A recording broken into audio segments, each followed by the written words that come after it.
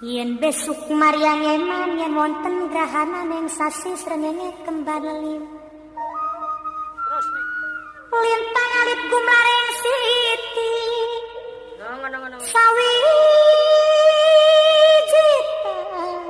Nang. Sawiji tanana urip mung isun karo sampean mati amung kang swarga. Teman-teman sekalian, kalau teman-teman rajin atau sering melihat medsos, baik itu YouTube atau platform yang lain, maka teman-teman tidak akan asing dengan nama Gus Islah Bahrawi. Kenapa demikian? Karena beliau ini selain alim, cerdas, jenius, hebat, beliau juga adalah tegas, gagah, tanpa ada yang aling-aling, tanpa kompromi dalam menyampaikan kebenaran yang diyakini. Gus Islah, salah satu pengasuh Pondok Pesantren Fauzan, hadir di tengah-tengah kami, Kiai Husain Abdul Salam. Beliau sangat mengidolakan panjenengan, sangat mengidolakan panjenengan. Jadi orang alim yang diidolakan oleh orang alim lagi. Alhamdulillah, betul-betul betapa kalau guru kami saja mengidolakan, apalagi kami sebagai santri-santrinya. Saya tidak takut istri, nggak takut istri. Jadi kalau sama istri tegas. Jadi kalau lagi pergi pulang siap, tegas sama istri beliau. Saya tidak akan banyak berbicara tentang siapa beliau, nanti dicari sendiri. Hanya sedikit dan simpel saja yang saya sampaikan. Beliau adalah aktivis NU sudah barang tentu. Di beberapa live, di beberapa platform, beliau menyampaikan bahwa kenapa beliau NU, bahkan sampai mati insya Allah NU. Karena NU Indonesia menjadi kuat. Kalau bukan karena NU, mungkin Pancasila tidak ada apa-apanya. Itu beliau yang menyampaikan itu. Itu beliau. Dan rumah kecil NU pesantren sebagai pilar umat dari tradisi ilmu menuju transformasi peradaban. Sebelah sini, Gus. Tentu selain sebagai aktivis NU, beliau adalah pakar, pengamat terorisme dan radikalisme. Satu ungkapan yang saya betul-betul ingat dari beliau adalah, karena beliau menjadi tim ahli di BIN, kata beliau, setelah bertemu dengan sekian puluh atau ratus teroris, dipastikan tidak ada satupun teroris yang memiliki sanad keilmuan terhadap Nahdlatul Ulama. Dipastikan lamun lain NU berpotensi jadi teroris, tapi kalau NU dipastikan tidak ada yang jadi teroris. Itu saya mengutip kalam beliau di beberapa kesempatan. Mari teman-teman kita dengarkan langsung supaya tidak berpanjang kalam, karena kita semua sudah kangen. Kami tadi menunggu bersama-sama sampai sekarang. Gus, mari falyatafaddal mashkura. Gus Islah Bahrawi, tepuk tangan semuanya.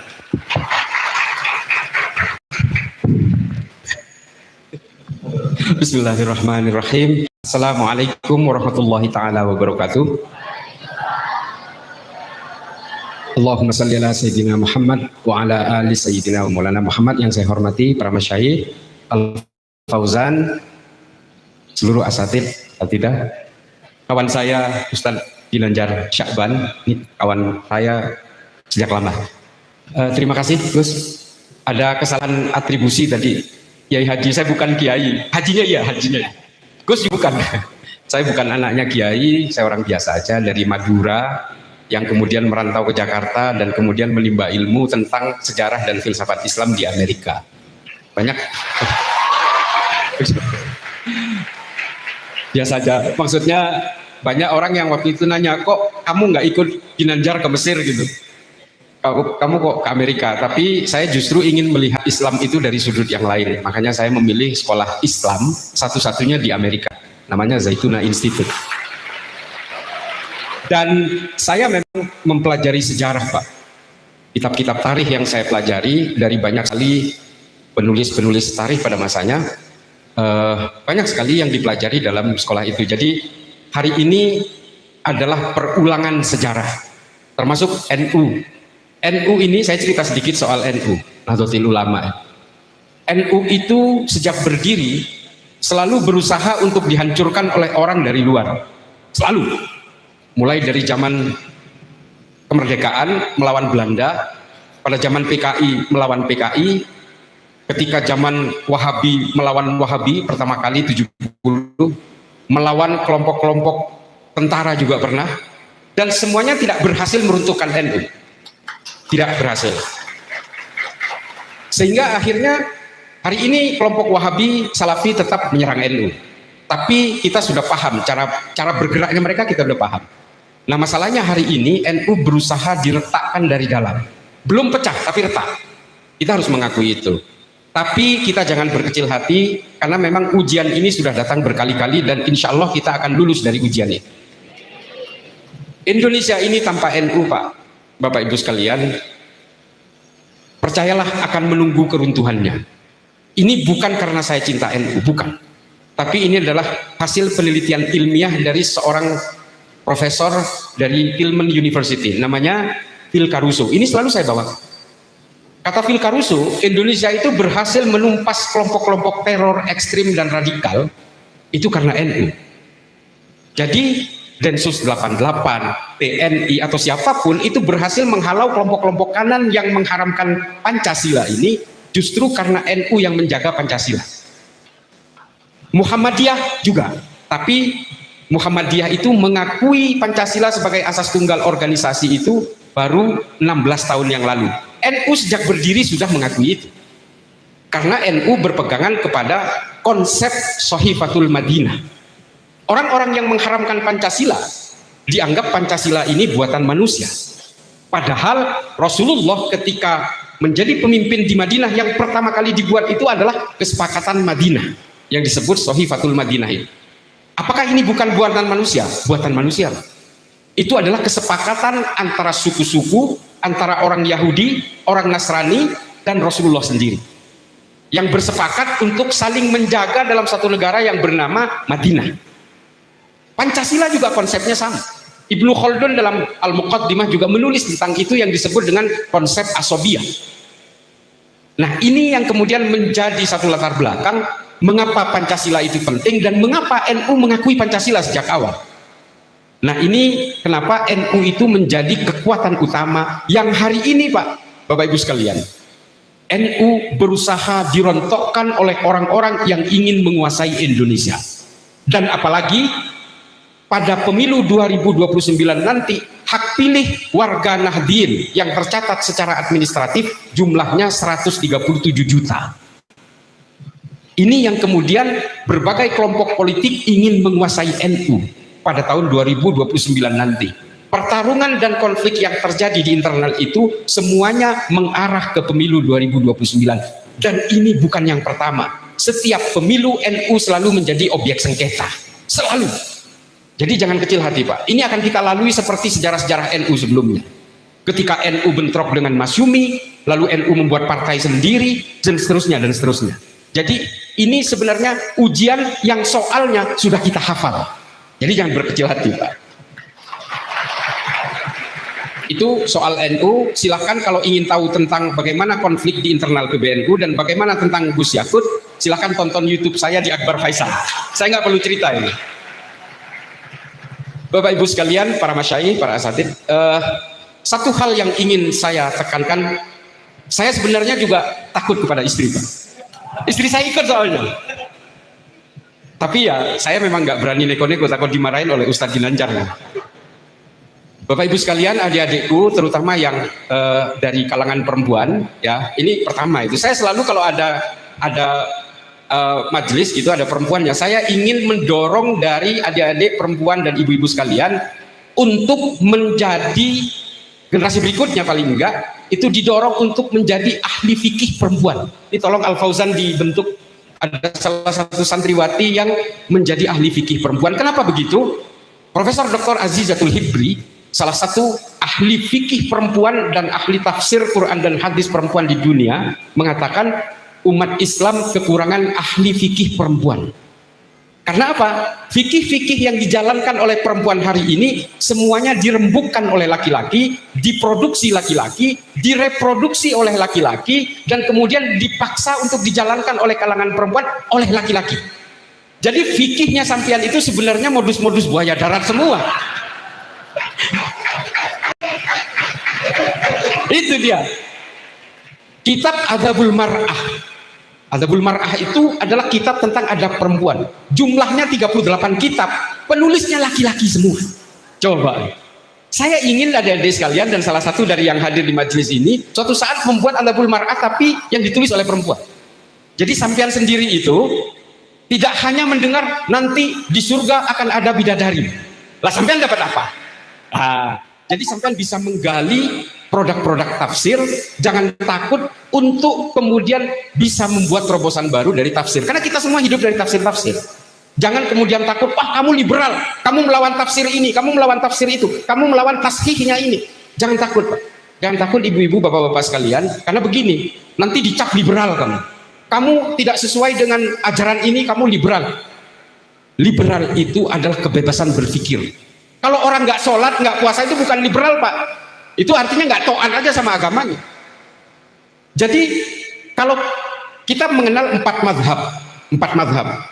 Dari 4 madhab setiap periode ini kan semuanya melakukan pemberontakan pemikiran kepada madhab sebelumnya.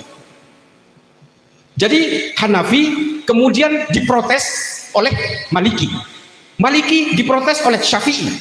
Syafi'i diprotes oleh Hambali. Ini kan semua adalah tafsir-tafsir yang berbeda. Kenapa? Karena mereka masing-masing punya terobosan tentang produk tafsirnya. Ada 2 hal di dalam tafsir. Satu, thawabit. Thawabit itu tidak bisa diganggu gugat, Pak. Sholat 5 waktu, ya sudah, nggak boleh diprotes itu.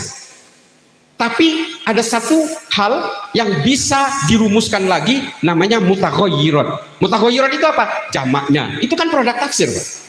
Setiap ulama punya produk tafsir sendiri tentang jamak, tentang takdim, tentang qasar dan seterusnya, takhir dan seterusnya. Ada soal jarak, ada yang bilang 50 kilo, ada yang 100 kilo dan seterusnya. Itu adalah mutaghayyirat. Bisa, Pak.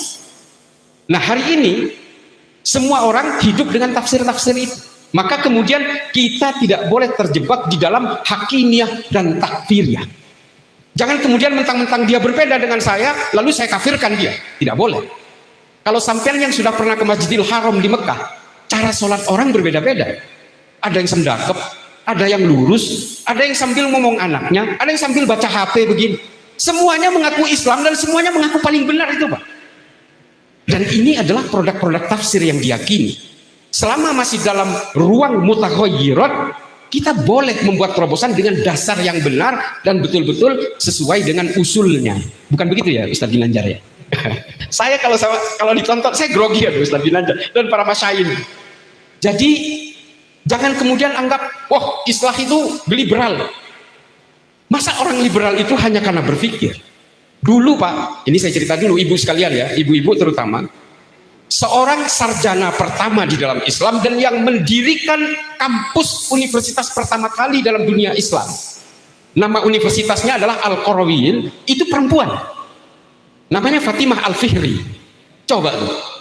Dan hari ini Saudi di bawah Muhammad bin Salman selama puluhan tahun dia berusaha menekan dan menindas perempuan atas nama agama. Hari ini mereka sadar bahwa perempuan ini adalah potensi keilmuan yang luar biasa, sehingga arsitek, astronot, dan semua engineer yang disekolahkan oleh Saudi itu perempuan semua. Coba. Selama 200 tahun Saudi mengharamkan musik. Hari ini mereka berusaha masuk ke ruang mutaghayyirat dan furu'iyah. Mereka memberikan tempat untuk konser musik. Jadi wahabi-wahabi pesek yang di sini ini seolah-olah ketipu semua. Coba. Kalau sampean ke Saudi dulu, saya haji tahun 97 Pak. Saya merokok di depan hotel, wah itu langsung dimarahin sama baladiah itu, polisi syariah. Mamnu haji, diusir, suruh matikan. Hari ini Pak, di mana-mana orang merokok karena ruang mutaghayyirat itu. Bahkan di bandar udara di Jeddah, ruang merokoknya banyak sekali. Dan setiap kafe itu menyediakan sisa Pak. Selama ratusan tahun mereka mengharamkan rokok, pada akhirnya mereka terjebak terhadap tafsirnya sendiri. Kata Muhammad bin Salman, kalau Saudi ini hidup dengan Wahabi terus-menerus, maka Saudi akan menjadi negara paling primitif di dunia. NU yang nggak primitif, wong kita rokokan loh.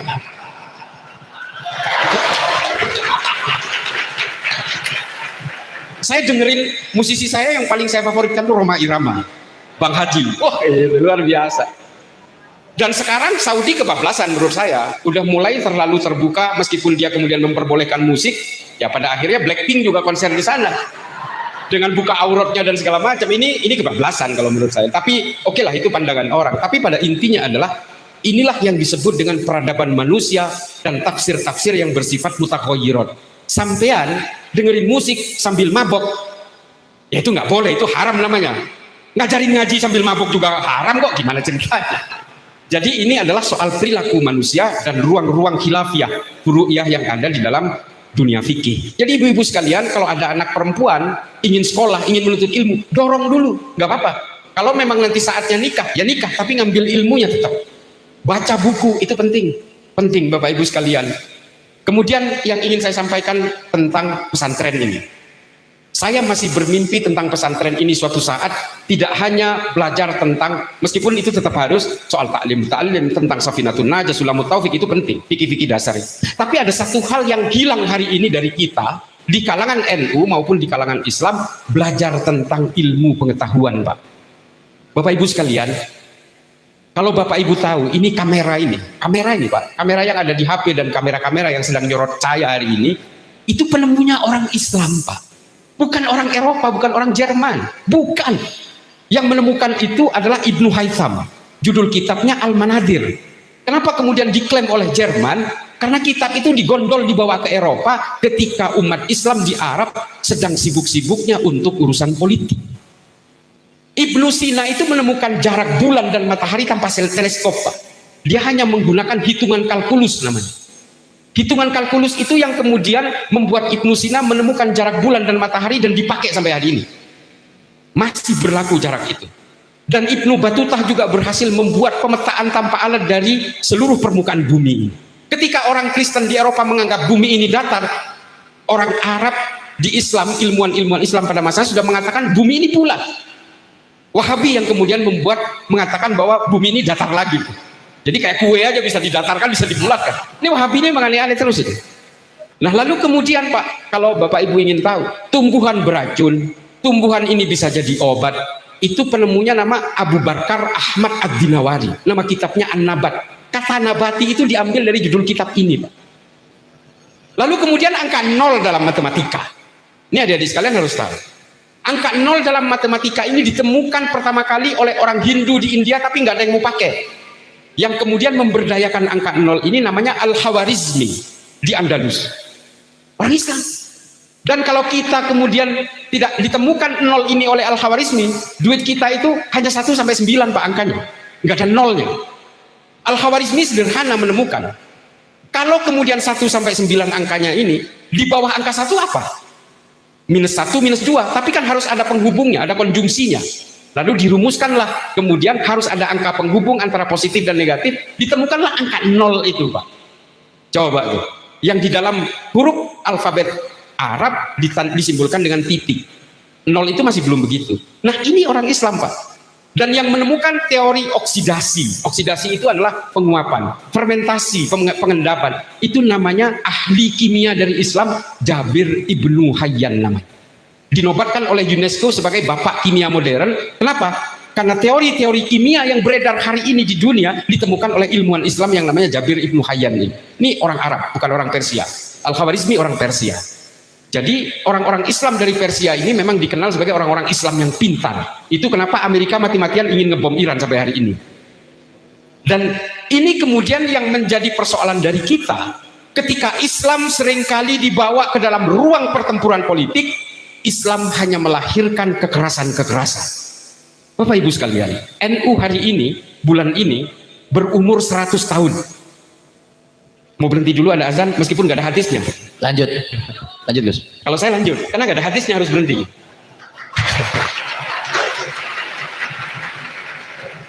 NU baru 100 tahun Masehi, Pak, bulan ini, tanggal 31 Januari nanti. Yang namanya Bani Umayyah, nggak sampai 100 tahun udah rontok. Kenapa? Karena dia bergelimang dengan berbagai pertempuran politik di dalamnya. Saya ingin NU tetap memegang petuahnya Gus Dur, tidak lagi kita bergelimang dengan politik. Kita harus kembali kepada hiktoh. Kita ukhuwah an-nahdiyah bukan dalam siasah, tapi dalam perjuangan umat. Yang mau berpolitik, minggir ke PKB. Jangan ngacak-ngacak NU. Kalau mau berpolitik, ke PKB lah semua. Itu tujuannya Gus Dur membuat PKB itu. Supaya, tadi saya ngobrol dengan Kiai Hilman, kata Gus Dur, supaya ada garis demarkasi abu-abu. Berpolitik jangan di dalam NU, berpolitiklah di PKB. Jadi kalau ada politisi PKB masih ingin ngacak-ngacak NU, ya udah, jangan lagi mengaku NU. Daripada cuma bikin retak di dalam. Bani Umayyah bertahan nggak sampai 100 tahun, rontok. Kenapa? Mereka saling bunuh dengan sesamanya sendiri di dalam. Bapak membunuh anak, anak membunuh ponakan, dan seterusnya. Dan ini terjadi. Ketika Islam itu dibawa ke ruang politik, yang lahir apa? Khawarij, Pak. Tentara-tentara yang desersi yang kemudian membunuh Sayyidina Ali. Ini produknya. Dan kita hari ini tidak lagi melahirkan Ibnu Sina, Jabir Ibnu Hayyan, Abu Bakar Ahmad Ad-Dinawari, Al-Khawarizmi, Ibnu Battuta, Al-Kindi, Al-Farabi. Tidak kita lagi lahirkan dari dunia Islam. Yang dilahirkan hari ini Osama bin Laden, Abu Bakar Al-Baghdadi, Abu Bakar Bashir, Oman Abdurrahman. Itu yang kita lahirkan hari ini. Tidak lagi melahirkan ahli kesehatan Imam An-Nawawi. Kita tidak lagi merangkul Maimonides, Ibnu Maimun yang orang Yahudi. Kita tidak lagi bisa merangkul Mukhairik Ibnu Ta'labah, satu-satunya syuhada yang gugur di perang Uhud, tapi agamanya Yahudi. Tidak lagi kita melahirkan itu. Cita-cita kita hanya ingin meledakkan gereja, meledakkan mall, kita mengkafirkan NU, membid'ahkan NU karena dia ziarah kubur dan hanya maulidan. Itu yang kita lahirkan hari ini. Kenapa begitu? Karena NU adalah penguat dari Indonesia, lalu orang-orang ini ingin menguasai Indonesia, maka NU lah yang harus ditumbangkan lebih dulu. Bapak Ibu sekalian, ini penelitian ilmiah. Saya sudah hinggap ke berbagai negara konflik. Saya selalu utarakan ini supaya kita bisa membandingkan dengan negara lain. Somalia, Pak, Somalia, satu negara isinya Wahabi, Pak. Bapak Ibu sekalian, para kiai, mohon maaf. Somalia itu isinya Wahabi. Undang-undangnya hudud. Nyolong pertama dipotong tangan kanannya, nyolong kedua tangan kirinya dipotong, nyolong lagi dipotong kaki kanannya, nyolong lagi dipotong kaki kirinya. Itu hukum yang berlaku di sana. Sehingga apa? Somalia menjadi penyumbang pengemis bertangan buntung dan berkaki buntung terbesar di dunia. Coba. Tapi perangnya nggak pernah selesai sampai hari ini, Pak. Coba. Kenapa begitu? Padahal hukumnya sama, ajaran yang dipegang sama, tafsir agama yang dipegangnya juga sama. Semuanya homogen, Pak. Sukunya sama, bahasanya sama. Tapi perangnya antara pemerintah dan Al-Shabaab tidak selesai-selesai. Satu, kenapa? Karena ambisi politiknya berbeda. Yang kedua, karena di sana nggak ada NU, Pak. Ada kelompok kecil Torikoh seperti NU di sini dulu di perbatasan dengan Mozambik, perbatasan dengan Kenya. Namanya Al-Azhariyah, Al-Asy'ariyah sebenarnya. Tapi bahasa sananya Al-Azhariyah. Tersingkir, Pak. Kecil, jumlahnya hanya 6.000 orang. Hari ini mereka pergi ke Mozambik, ke Somaliland, mereka pergi ke Tanzania dan seterusnya. Terusir, Pak. Hari ini perangnya sudah 27 tahun. Sesama Wahabi, Pak. Kenapa begitu? Politik lagi yang memecah belah mereka. Yang satu ingin menguasai negara, yang satu ingin menguasai negara. Nah, NU tidak diajarkan untuk mengkhianati negaranya sendiri. Meskipun NU juga diacak-acak berkali-kali. Zaman Soeharto, Gus Dur betul-betul seperti bola kaki, Pak. Ditendang ke sana, ditendang ke sini. Waktu muktamar di Cipasung, Gus Dur diberi tandingan namanya Abu Hasan. Berhasil Gus Dur menyelesaikan itu. Jadi, Bapak Ibu sekalian, kalau kita bicara NU, sampean ini adalah satu dari bagian 120 juta warga NU yang masih mencintai negara ini. NU tidak pernah diminta oleh para muassisnya, diminta oleh para ulamanya untuk menjadi pemberontak. Pak, TNI kita itu jumlahnya 1.200.000 orang. Polisi kita itu 487.000 polisi. Banser 7 juta, Pak. Apakah pernah berpikir untuk menjadi pemberontak? Nggak pernah. Nggak pernah. Ini mohon maaf, mungkin ini Garut, tapi saya sedikit ingin bercerita. Ketika Kartosuwiryo kecewa kepada Soekarno, dia sudah berniat ingin mendirikan negara sendiri. NU nggak pernah. Ini mohon maaf kalau ada yang tersinggung di sini. Saya yakin nggak tersinggung. Ini Al Fauzan soalnya. Dan saya berani bicara begini karena Al Fauzan juga. Tapi pada intinya Bapak Ibu sekalian, begitu kuatnya Nabi menanamkan rasa cinta kepada negaranya sendiri yang bernama Madinah. Bahkan Nabi berhasil memberikan rasa cinta kepada seluruh masyarakat. Saya cerita soal Mukhairik Ibnu Ta'labah tadi. Mukhairik ini, Pak, orang Yahudi yang berperang bersama Nabi di Uhud. Orang Yahudi, Pak, bukan orang Islam. Hari Sabtu, Pak, perang Uhud itu terjadi hari Sabtu.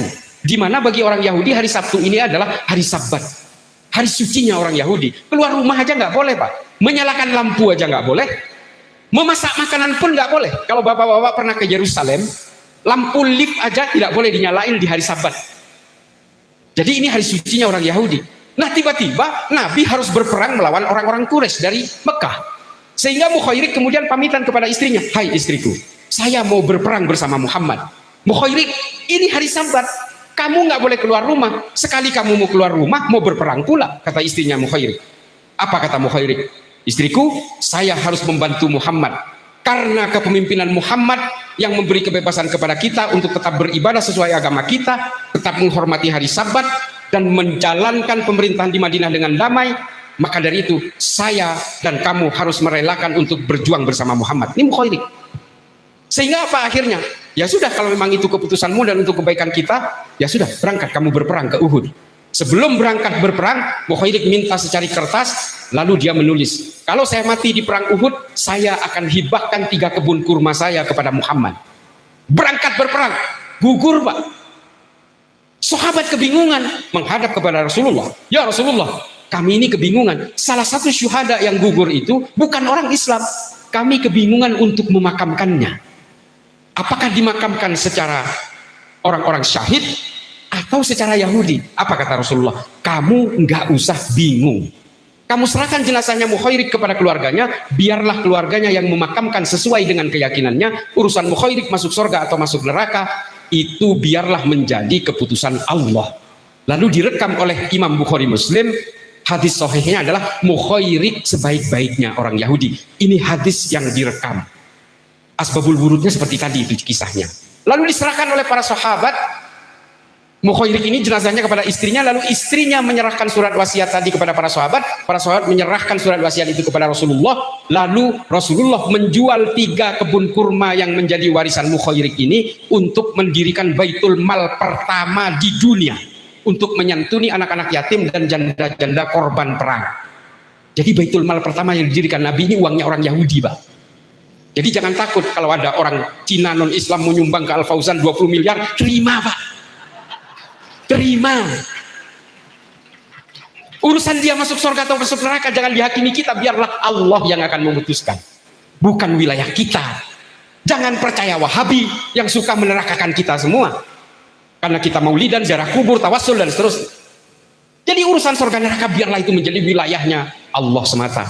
Janganlah kita nggak tahu juga kita mau masuk surga masuk neraka atau enggak. Tapi yang jelas saya ingin bersama Kiai Hilman, bukan dengan Angelina Jolie, Madonna dan seterusnya. Nanti nyanyi terus.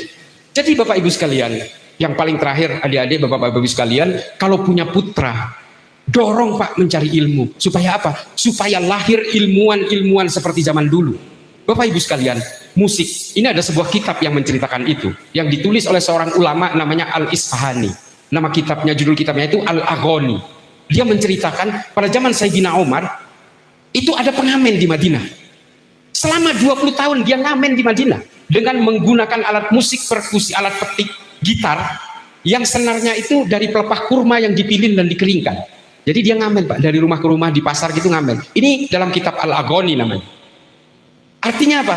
Dari situ riwayat musik itu kemudian ditemukan. Setelah itu ada seorang ulama, ahli fikih, ahli thariqah juga, namanya Ibrahim Al-Mausili, yang kemudian mengumpulkan berbagai alat musik di Arab untuk dipentaskan di Baghdad pada zaman Bani Abbasiyah. Pada zaman Bani Abbasiyah juga lah ada seorang ilmuwan Islam yang menemukan pentatonis nada-nada musik, namanya Al-Kindi. Al-Kindi inilah yang menemukan notasi dasar musik do re mi fa sol. Nah, itu yang menemukan namanya Al-Kindi, Pak. Bukan orang Arab, bukan orang Barat, bukan orang Eropa. Yang menemukan itu orang Islam, Pak. Lalu kemudian disempurnakan oleh Al-Farabi, judulnya Al-Kitabul Musikal Kabir. Sehingga disempurnakan musik itu menjadi do re mi fa sol la si. Do-nya nanti di Eropa. Bukan di situ. Dalam Al-Kitabul Musikal Kabir kemudian diadopsi oleh orang Eropa ini masih bodoh semua, Pak. Mereka itu makan daur ulang, Pak. Jadi, mohon maaf, makanan-makanan ternak itu juga dimakan oleh manusia pada masa itu. Namanya Dark Era, era kegelapan Eropa. Belum ada orang berilmu pada masa itu, Pak. Orang Islam lah yang pintar-pintar pada masanya. Sehingga kemudian Al-Kitabul Musikal Kabir ini diterjemahkan ke dalam bahasa Latin, melewati Andalusia dan beredar di Eropa Barat hari ini, namanya De Ortu Sintiarium. Nanti do itu ditemukan oleh orang Eropa setelah membaca kitab ini. Sehingga mengilhami musik-musik barok, melahirkan Johann Sebastian Bach, Wolfgang Amadeus Mozart dan seterusnya. Paganini, Rachmaninoff dan seterusnya. Sehingga akhirnya melahirkan Metallica hari ini. Nah, musik itu berasal dari dunia Islam di Arab. Hari ini Wahabi mengharamkan. Saya nggak tahu mereka tahu sejarahnya atau tidak. Apakah alasannya karena kalau orang bermain musik itu kemudian harus mabok-mabokan menurut mereka? Kan enggak juga. Imam Ghazali salah satu yang membela ini dalam Ihya, bahwa musik itu bisa menjadi penyalur setiap konsep-konsep ilahiyah, konsep-konsep ketuhanan dari kuping kanan yang kemudian masuk ke otak, lalu yang jelek dibuang lewat kuping kiri, kata Imam Al-Ghazali. Jadi musik itu adalah penghantar konsep-konsep akidah dan tauhid. Itu kata Imam Ghazali. Tapi diharamkan. Tapi dasar Wahabi memang mengharamkan tauhid, mengharamkan tasawuf. Ya sudah, semuanya dibungkus haram semua. Kita tidak ingin menjelek-jelekan keyakinan orang lain sepanjang dia tidak menjelek-jelekan kita. Masalahnya mereka menerakakan kita, Pak. Ya sudah, mohon maaf, kami membela diri dong. Ini wilayah-wilayah mutaghayyirun. Dan kemudian keilmuan-keilmuan Islam ini berhasil, Pak. Bapak Ibu sekalian, orang bisa mengoperasi ginjal, jantung, dan seterusnya. Ini adalah barokahnya Ibnu Sina. Teori-teori penghitungan kalkulus jauh sebelum orang Cina menemukan sempoa, Pak. Teori kalkulus dan Pitagoras ini sebenarnya embrionya sudah ada dalam dunia Islam. Hari ini apa? Kita tidak lagi akrab dengan itu. Sehingga apa, Bapak Ibu sekalian? Ini yang paling terakhir ingin saya ceritakan. Kira-kira akhir tahun lalu, 2023, bukan 2024. Akhir 2024. Saya pergi ke Timur Tengah, Pak. Saya safari mulai dari Sarjah, menjadi objek penelitian saya. Kenapa sih ateisme, orang yang tidak percaya Tuhan di Arab itu meningkat? Kenapa begitu? Sehingga saya melakukan penelitian di Sarjah, Uni Emirat Arab. Setelah itu saya ke Irbil, Pak, Irak bagian utara. Dari Irbil kemudian saya ke Tunis. Dari Tunis saya kemudian ke Benghazi, ke Libya. Terakhir saya ke Berlin. Nanti saya ceritakan perjalanan ini. Saya penasaran dengan memasuki toko-toko buku di setiap kota yang saya datangi. Saya datang ke sana, saya tanya, buku paling laris di sini apa? Ini yang membuat saya kaget. Dan kemudian terjawab, kenapa anak-anak muda Arab hari ini banyak yang tidak percaya kepada Allah, tidak percaya lagi kepada agama, tidak percaya lagi kepada kekuatan Allah. Ternyata buku yang paling laris di Sarjah itu bukunya Stephen Hawking. Stephen Hawking ini menulis buku judulnya The Brief History of Time. Sampean nggak usah baca, biar saya yang cerita, nggak bakal ngerti sampean. Jadi di dalam buku itu diceritakan bahwa alam semesta ini bukan ciptaan Tuhan. Dia tercipta karena teori fisika namanya mekanika kuantum. Apa mekanika kuantum ini? Yaitu daya tarik listrik positif dan negatif yang kemudian menciptakan ledakan besar yang disebut oleh Stephen Hawking sebagai Big Bang Theory. Dan black hole yang menciptakan pusat gravitasi. Aduh, ngerti nggak sampean? Enggak ya? Ya udah, terima aja lah. Black hole itu adalah lubang besar pusat gravitasi alam semesta. Jadi Tuhan manusia itu bukan Allah, bukan Jesus, bukan God, bukan the Almighty, tapi mekanika kuantum, teori fisika, Pak. Jadi Tuhan itu tidak ada, kata Stephen Hawking, dengan pembuktian ilmiah dan gambar-gambar yang luar biasa. Nah, buku ini yang diyakini oleh anak muda di Arab. Adik-adik itu sekalian, ini kalian harus belajar baca buku supaya tahu isi otak orang-orang yang kemudian menggerus keislaman ini. Kemudian saya pergi ke Tunis. Tunis ini, Pak, ada universitas tertua juga di sana, namanya Zaitunah University. Tunis ini rektornya adalah salah seorang penulis kitab tafsir terkenal, namanya Syekh Muhammad Thohir bin Ashur. Menulis kitab At-Tahrir wa Tanwir. Ini kitabnya luar biasa, Pak. Saya udah baca kitab tafsirnya. Prosesnya tahlili itu analisis. Luar biasa, Pak, keren banget. Saya udah baca dan saya punya kopinya. Ada 12 volume karena diringkas. Tadinya katanya 18, saya nggak tahu. Nah, ternyata ketika saya masuk ke sebuah toko buku, nama tokonya itu Le Librairie of Islam, bahasa Prancis. Perpustakaan Islam nama toko bukunya. Ketika saya tanya ke pemiliknya, buku paling laris di sini apa? Bukunya Stephen Hawking, Pak.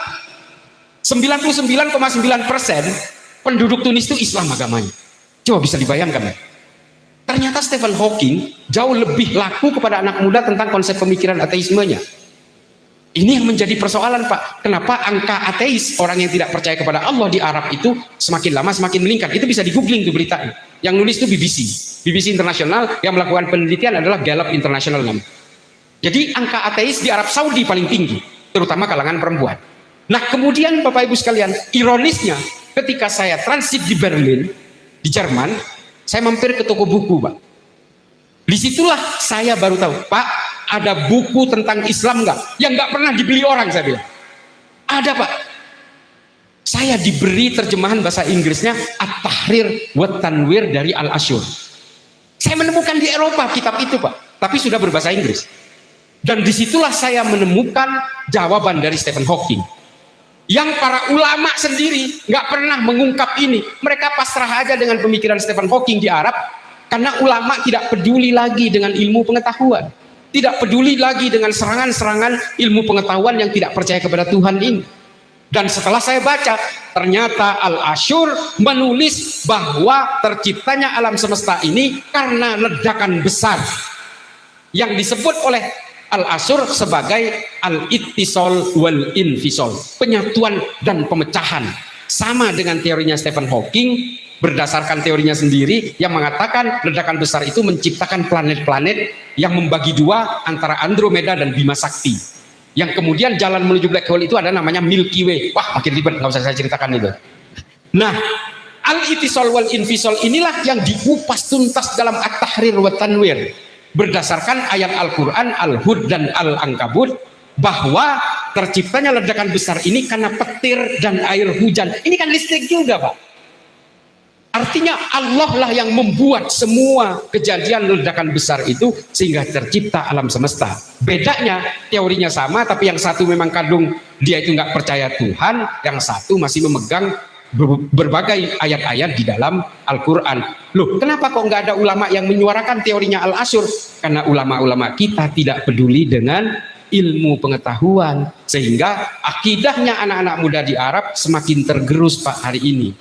Saya pernah nanya melakukan riset itu di Saudi 3 tahun yang lalu ketika saya umroh. Saya tanya ke anak muda lagi nongkrong, Pak, di toko kopi. Saya tanya, ini di Mekah loh, di Al-Aziziyah. Saya tanya ke anak muda, kamu tahu nggak Nabi Muhammad siapa? Yo, saya tahu, itu adalah Rasulullah yang hari ini kita jalani berbagai ajaran beliau. Tahu nggak makamnya Rasulullah itu di mana? Dia bilang di Taif, Pak. Coba, anak Saudi. Saya tanya, kamu pernah haji nggak? Nggak pernah. Umroh udah, katanya. Orang Mekah nggak pernah naik haji loh, Pak. Dan ini kemudian yang membuat anak muda kita hari ini semakin menjauh dari ilmu pengetahuan. Kenapa? Karena para ulama tidak mengajarkan tentang ilmu pengetahuan, tentang sains. Padahal Islam harus bisa menjadi rahmat bagi seluruh alam semesta sampai kiamat.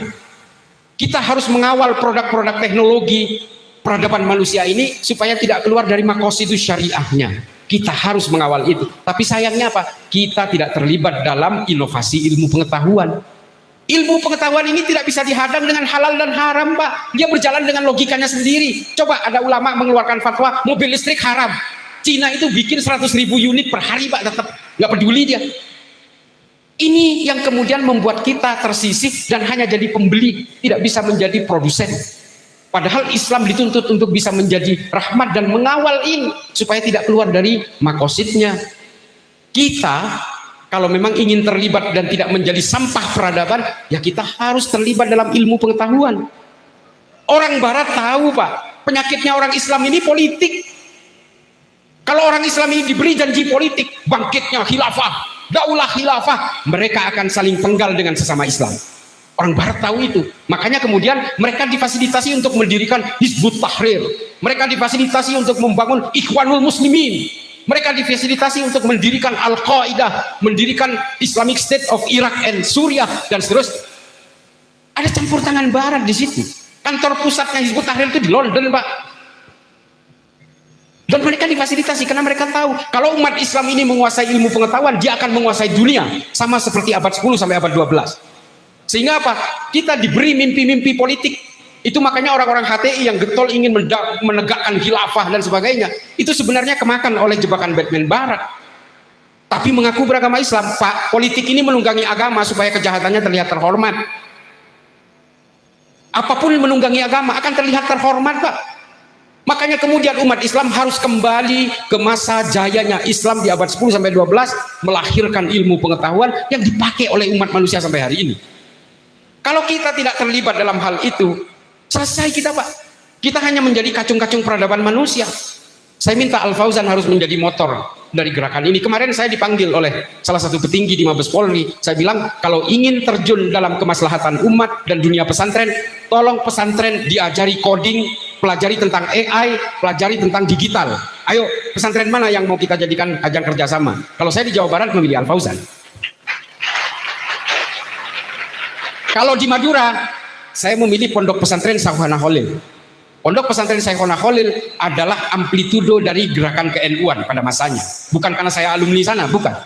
Tapi karena memang Mbah Hashim Asy'ari mondok di sana, Mbah Yai As'ad Samsul Arifin mondok di sana, kakek saya santrinya Mbah Syekhona Khalil juga, bapak saya juga.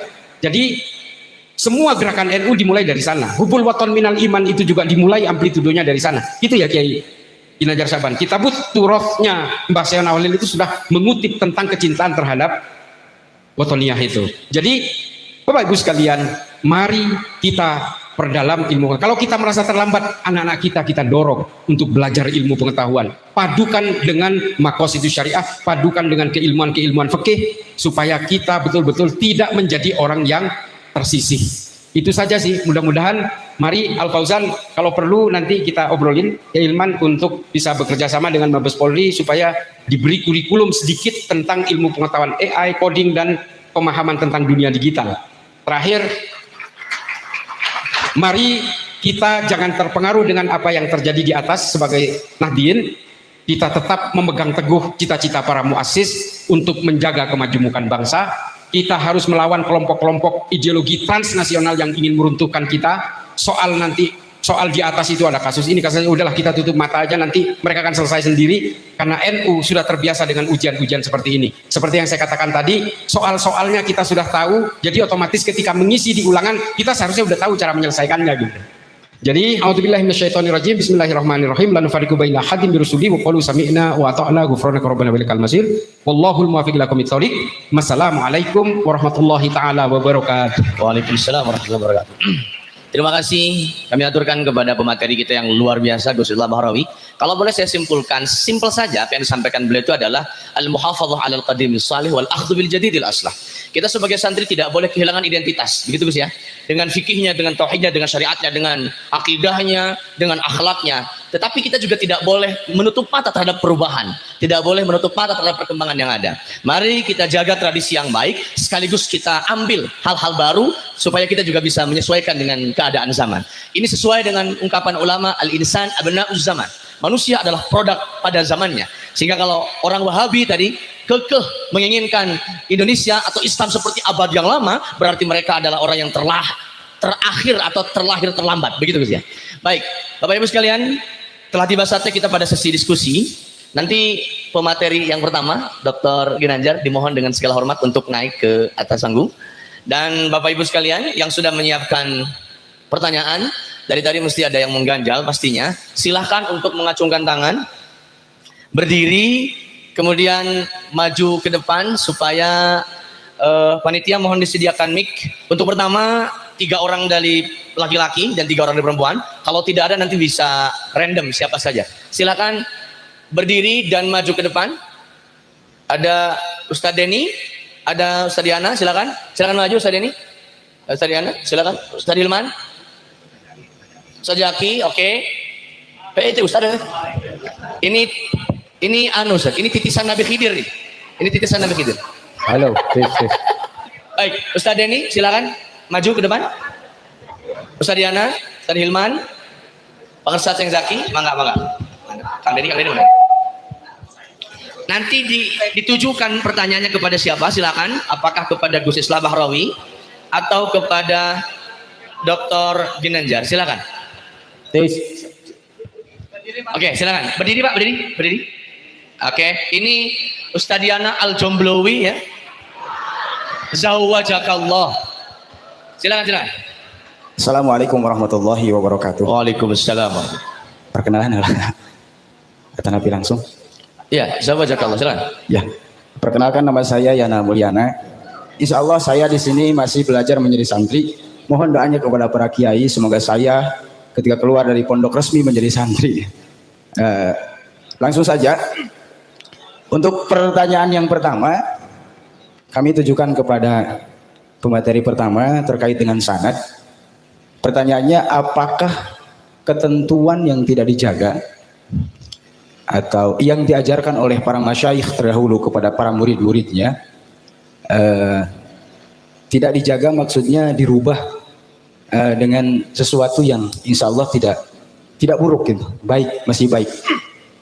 Misalkan dalam masalah amaliyah, Karena begini, di Sunda itu insya Allah ada tradisi yang cukup unik menurut saya. Ketika ada amaliyah yang memang dirubah misalkan. Misal dalam sholawat lah. Allahumma sholli ala Sayyidina Muhammad dirubah menjadi Allahumma sholli ala Muhammad. Itu kadang-kadang kalau di Sunda itu ada istilah warid. Ulah itu misalkan. Jangan seperti itu karena dari sananya sudah seperti itu. Nah pertanyaannya apakah hal semacam itu bisa memutus mata rantai sanad keilmuan kita kepada guru-guru atau kepada murid-muridnya guru-guru Oke, kita? baik, saya sudah nangkap pertanyaannya. Ini tentang originalitas dengan inovasi begitu ya. Baik, bolehkah berinovasi? Baik, pertanyaan pertama. Kepada yang pertama. Dr. Ginanjar. Silakan lanjut. Yang kedua mungkin ditujukan kepada Gus Islah. Baik. Apakah ada jalur? Apakah ada jaringan bagi kita sebagai seorang santri ketika sehingga baik. Jadi ketika kita pulang dari dari pondok ke rumah, kita itu tidak kehilangan arah. Mohon maaf karena sekarang saya itu banyak sekali melihat panggung-panggung umat itu diisi oleh mubalik yang tidak mumpuni misalkan, atau bahkan para kajian-kajian yang mengatasnamakan hijrah, tapi nantinya beda cerita gitu. Karena di NU itu tidak ada hijrah, yang ada taubat. Kalau menurut saya. Nah, apakah ada jalur atau jaringan bagi kita sebagai seorang santri sehingga kita nanti ketika pulang dari pondok ke rumah itu tidak kehilangan arah? Baik. Kalau tadi dikatakan Saudara pengarsa pesantren itu adalah rumah kecilnya NU. Nah, bagaimana cara kita supaya kita bisa membangun rumah besar ketika kita pulang dari pondok ke rumah? Baik. Terima kasih Ustaz. Tepuk tangan Dok. Penanya pertama. Yang kedua, silakan Ustaz Denny setelah ini Bang Sajeng Zaki. Yang pertama mungkin untuk dua-duanya boleh ya? Baik, silakan. Itu terkait menuju transformasi peradaban. Ditujukan untuk siapa? Untuk kedua narasumber. Baik, boleh silakan. Terkait judul menuju transformasi peradaban. Transformasi peradaban ke arah mana atau agenda transformasi peradaban seperti apa yang kita harapkan? Atau jangan-jangan yang penting transformasi, kita tidak tahu arah transformasi kita kemana? Atau transformasi seperti di negara-negara maju, Amerika atau Jerman atau negara-negara lain. Itu yang pertama. Yang kedua terkait peran Turos di dalam menentukan agenda transformasi. Mungkin ini untuk Dr. Ginanjar. Ya. Turos itu dibaca di pesantren di mana-mana, tapi kadang mengkontekstualisasikan Turos sebagai agenda transformasi peradaban dalam kacamata belum terlalu optimal. Apakah ada contoh atau tokoh yang sudah mengarah ke sana? Bagaimana Turos atau kitab kuning itu menjadi dikontekstualisasikan sebagai agenda transformasi peradaban? Dan juga apakah transformasi ini revolusi atau devolusi? Kalau Profesor Nakib Al-Atas itu peradaban terbaik Islam itu bukan Abbasiyah, bukan juga Umayyah ya, atau Umayyah, tetapi peradaban zaman Rasulullah dan para sahabat. Karena khairul qurun qarni tsumma yalladina yalunahum sampai akhir. Itu yang kedua. Baik. Masih ada? Yang ketiga terkait ateisme. Kepada Gus Islah berarti ya? Iya, Gus Islah. Baik. Terkait ateisme, kalau tidak salah Abdul Qahir Al-Baghdadi dalam Al-Farqu Bainal Firaq, bahwa ilmu kalam itu pada zamannya itu berhadapan dengan 3 tantangan pemikiran, Al-Adriyah, Al-Indiyah, satu lagi Al-Inadiyah. Dan tantangan seperti itu hari ini ada. Nah, pertanyaannya bagaimana ilmu kalam dikontekstualisasikan hari ini untuk menjawab tantangan-tantangan pemikiran seperti tadi. Ateisme atau Al-Inadiyah itu bukan hal baru dalam pemikiran atau yang menentang pemikiran Islam, sudah ada zaman dahulu. Bagaimana ilmu kalam yang menjadi terutama Asy'ariyah dan Maturidiyah menjadi kekuatan di dalam menjawab tantangan pemikiran. Padahal Umul Barohin, Jawharut Tauhid atau kitab-kitab ilmu kalam yang lainnya hampir dipelajari, tetapi seakan-akan tidak berinteraksi dengan pemikiran di luar. Terima kasih. Baik, terima kasih untuk Dr. Denny. Selanjutnya Pak Assalamualaikum warahmatullahi wabarakatuh. Perkenalkan, nama saya Jaki, perwakilan dari komunitas RT. Begini, Kiai. Yang pertama mungkin ke Kiai Islah dulu. Pertanyaan yang pertama, vulgar mana menyampaikan materi di depan para ajengan dengan di luar circle, di Densus misalkan. Terus yang kedua,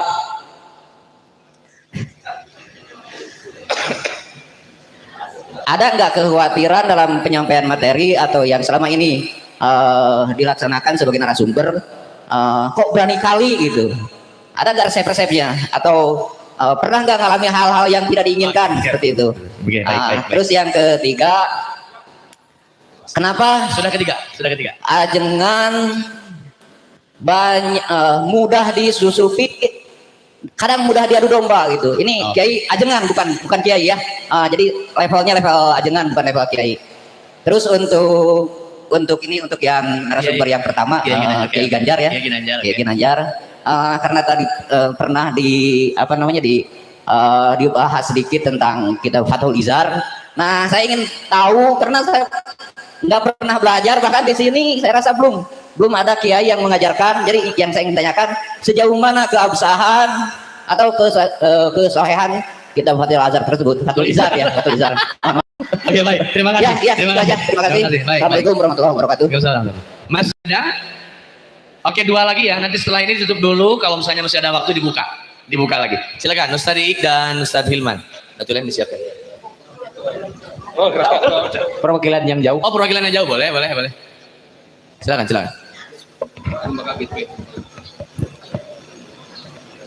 Assalamualaikum warahmatullahi wabarakatuh. Waalaikumsalam. Sebelumnya izinkan untuk memperkenalkan diri. Nama saya Muhammad Gufron, bukan Mama Gufron ya. Asal dari MWC Singajaya bagian Turki, turunan Kidul. Izin bertanya Kiai dan Gus, mungkin ini pertanyaan ditujukan untuk kedua narasumber. Hanya satu pertanyaan tapi bisa kami perlu jawaban yang puas itu. Ini masalah transformasi sanad. Di era modern ini bagaimana model jaringan ulama fisik dalam urusan perjalanan haji dan mukim. Sementara yang dipraktikkan oleh guru kisah, terutama Sohibul Haul, Kiai Umar Basri, yang dapat bertransformasi ke bentuk jaringan intelektual digital tanpa mengurangi keberkahan sanad keilmuan. Mungkin itu yang mohon dipertegas lagi soalnya. Bagaimana model jaringan ulama fisik perjalanan haji dan mukim yang dipraktekkan Syekhuna Keji guru kita Kiai Umar Basri dapat bertransformasi dalam bentuk jaringan intelektual digital tanpa kehilangan esensi keberkahan sanad ilmu. Mungkin gitu pertanyaan. Baik. Terima kasih. Waalaikumsalam warahmatullahi wabarakatuh. 2 lagi setelah ini, mohon jangan beranak ya pertanyaannya. Siapa? Assalamualaikum warahmatullahi wabarakatuh. Saya Muhammad Iqwakyuddin dari bagian daripada alumni Hanifah, Himpunan Alumni Fauzan.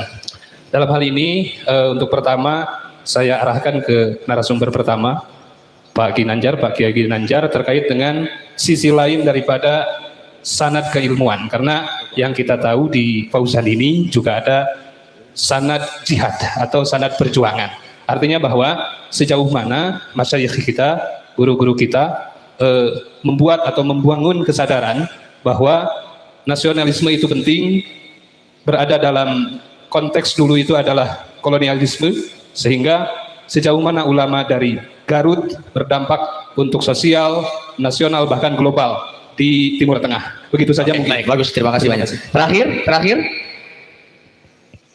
Putri, ya dari ibu-ibu atau Putri ada yang mau nanya barangkali? Oh iya, boleh. Silakan.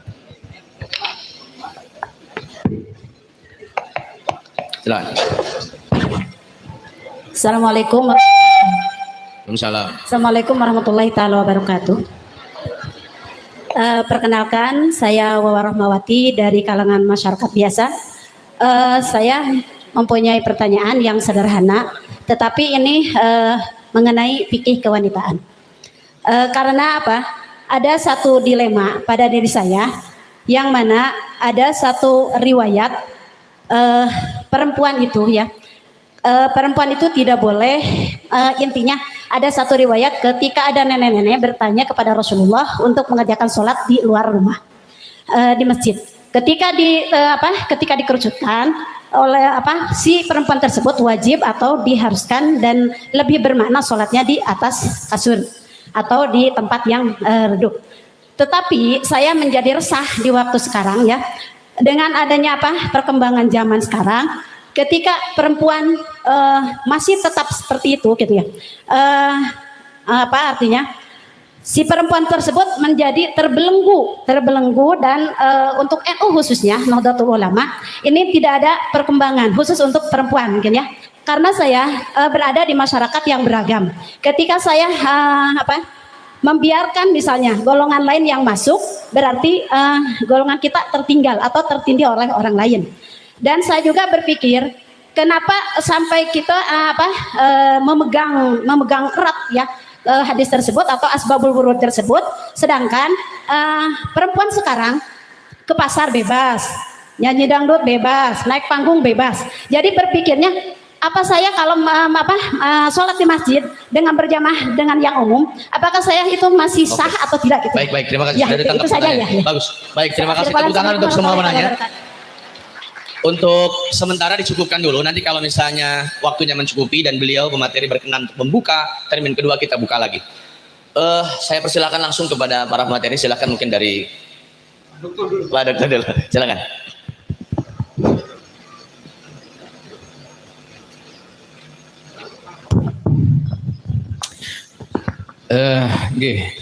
Terima kasih banyak para al-mukarramun wal mukarramat, Bapak Ibu, atas pertanyaan dan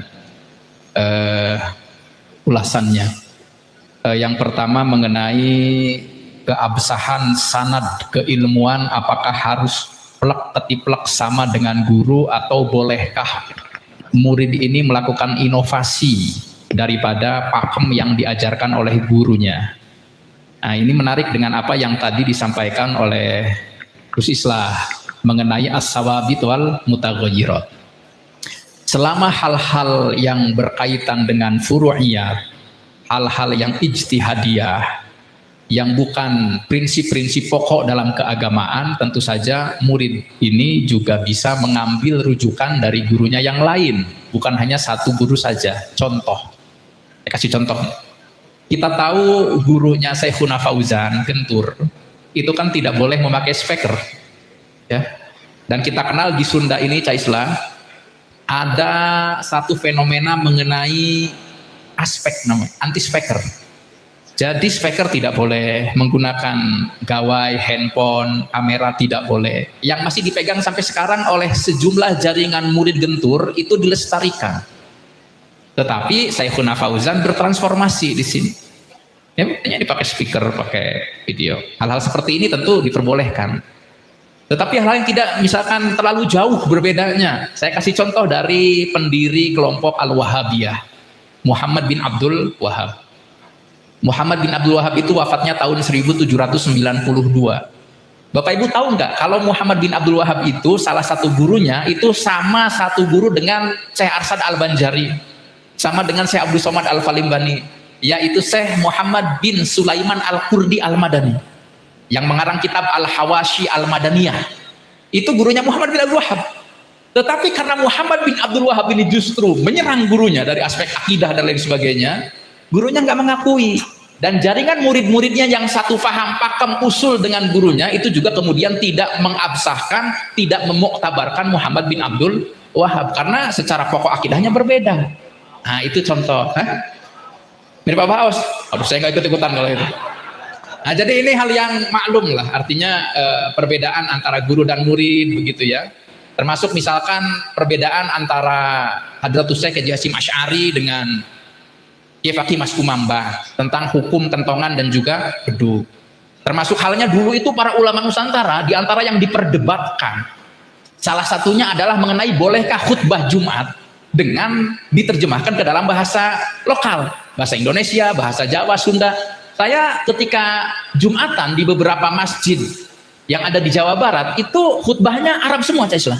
Nggak ada bahasa Indonesia Sundanya karena berpandangan kalau khutbah diterjemahkan itu merusak terhadap syarat dan rukun khutbah karena harus bil Arabiyah. Salah satu yang berpandangan ini ada ulama dari Pasuruan, Kiai Ahmad Kusyairi bin Siddiq. Makanya di Sunda itu untuk tau'iyah dan irsyadnya sebelum khutbah ada ceramah dulu ya, baru ketika khutbah kemudian Arab. Nah, ini beberapa ulama berdebat tentang ini. Contohnya perdebatan ada dari ulama Sunda di Cikampek Purwakarta, namanya Nata Dilaga. Itu menulis Al-Mawazin Al-Khomsah fi bayani ikhtilafi hukmi tarjamati khutbatil jum'ah. Contohnya lagi misalkan perdebatan antara ta'addudul jum'ah, ya, tentang apa ta'addud al jum'ah, berbilangnya Jumat. Itu beberapa ulama juga berbeda pendapat, tapi ini kan masalah furu'iyah. Cuman zaman dulu Bapak Ibu, yang menarik dari guru-gurunya para guru kita ini, seberbeda apapun pendapat tidak sampai membid'ahkan, tidak sampai mengkafirkan, tetapi tetap menunjukkan penghormatan. Perbedaan itu ditulis menjadi kitab. Contohnya perbedaan hukum beduk dan kentongan, ya. Hadratus Syekh Kiai Hasyim Asy'ari itu menulis kitab judulnya Risalatul Jasus fi Hukmi Dorbin Nakus, hukum memukul kentongan. Dibantah oleh kawan kaki-kaki Mas Kumambang, Hizur Ru'us Firrod ala Risalah apa namanya tadi, Al Jasus. Dulu ketika masalah syarikat Islam dulu pro kontra juga. Mbah Hashim itu pertamanya mengkritik syarikat Islam, menulis kitab judulnya adalah Kaful Awam Anil Haud fi Syarikatil Islam. Kitab ini dibantah oleh gurunya Syekh Ahmad Khatib Minangkabau, judulnya Tanbihul Anam Firrod ala Risalah Kafil Awam Anil Haud fi Syarikatil Islam. Tetapi di dalamnya tidak ada caci maki, yang ada adalah saling tukar ilmu. Nah, ini yang menarik dari guru-guru kita ini, ya. Tidak ada pembid'ahan, tidak ada caci maki, apalagi sampai meneraka-nerakakan, mengkafir-kafirkan. Itu naudzubillah summa naudzubillah. Yang kedua, mengenai arah peradaban, ya. Alhamdulillahnya di NU ini, para ulama-ulama NU, saya kadang merenungi mereka ini melampaui pemikiran pada zamannya. Salah satunya dengan satu adagium al-muhafadzah alal qadimi soleh wal akhdhu bil jadidil aslah, termasuk mengenai jangkar kebangsaan dan kemanusiaan. Kalau Uni Emirat Arab yang tadi dikunjungi oleh Gus Islah ini baru meresmikan deklarasi dokumen piagam persaudaraan antar umat manusia, Al-Wathiqah Al-Alamiyah lil Ukhuwah Al-Insaniyah, itu 2019, Pak. Ditandatangani oleh Grand Syekh Al-Azhar, Syekh Ahmad Thayyib, sama Paus Vatikan, Paus Fransiskus, itu 2019, tentang ukhuwah insaniyah. NU itu jauh puluhan tahun sebelumnya, Pak, dengan mengeluarkan pandangan al-ukhuwah al-basyariyah. Tadi oleh Gus Isa disebut di NU ini ada ukhuwah Islamiyah, ukhuwah watoniyah, dan ukhuwah basyariyah. Kita ini kalaupun tidak satu jam'iyah, saudara dalam agama Islam. Kalaupun kita tidak saudara dalam satu iman, kita ini saudara dalam kebangsaan dan sesama anak negeri. Negara Kesatuan Republik Indonesia, ukhuwah watoniyah, sesama bangsa negara Indonesia. Kalaupun kita ini tidak saudara dalam ikatan kebangsaan, kita ini adalah saudara dalam umat kemanusiaan yang punya tanggung jawab dan kewajiban sama untuk menciptakan perdamaian. Itu tahun 80-an, Pak Kiai Ahmad Siddiq, Rois sampai BNU itu mengeluarkan pemikiran seperti itu. Emirat baru 2019. Nah, kita itu sebenarnya alhamdulillah sudah punya garis besar tentang arah peradaban itu, ya. Cuman kadang tidak kita telaah dengan cermat. Termasuk halnya misalkan dalam urusannya dengan keseharian kita, Mbah Sahal itu kan memflurkan gagasan fikih manhaji, ya, atau istinbat jama'i. Termasuk halnya fikih sosial, itu penting sekali. Termasuk PBNU sekarang ini menggariskan arah peradaban itu melalui proyeksi pemikiran fiqhul hadoroh atau fikih peradaban. Itu produk-produk pemikiran yang luar biasa yang menjadi arah peradaban kita, ya. Nah, termasuk halnya pertanyaan kedua, yang poin kedua, kira-kira turos ini bagaimana untuk masalah kontekstualisasinya. Ada pemikiran menarik di sini, yaitu terkait kontekstualisasi turos ini ada segitiga yang harus dihubungkan. Yang pertama, kaifa nata'amalu ma'aturosina. Bagaimana kita mengkontekstualisasikan, berinteraksi dengan turos kita. Turos ini ya termasuk Al-Quran, Al-Hadis, produk pemikiran ulama masa lalu. Itu kaifa nata'amalu. Bagaimana kita berinteraksi? Tujuannya untuk apa? Likai yakunat turos mu'asiron li zamanihi wa mu'asiron li zamanina. Agar turos ini kontekstual bagi zamannya dan juga kontekstual bagi zaman kita. Karena itu dalam membaca turos itu bukan hanya qiraah taklidiyah. Kita bukan semata-mata membaca turos itu dengan model pembacaan taklidi, konvensional, tetapi harus ada qiraah tahliliyah dan naqdiyah. Pembacaan analisis, kata Gus Islah ini, dan juga pembacaan kritis. Satu, selain kaifana ta'amal ma'aturosina, itu kaifana ta'amal ma'al akhor, ma'aturosil akhor. Bagaimana kita berinteraksi dengan turos pihak selain kita, dengan peradaban selain kita. dengan bagaimana dunia Cina sekarang yang sudah menanjak, dengan dunia barat seperti apa, dan yang terakhir antara satu turos, yang kedua akhor, kaifa nata'amalu ma'al waqi al ma'ash, bagaimana kita itu menyambungkan dua dunia ini dengan realita kehidupan yang kita jalani ini. Nah itu arah peradabannya seperti itu. Termasuk yang menarik ini tadi oleh Gus Islah disebutkan beberapa karya-karya sains ulama dunia Islam yang berpengaruh bagi peradaban umat manusia. Ini beliau ini Masya Allah ya, kalau nyimak ceramahnya ini mengajak kita seperti jalan-jalan peradaban ya.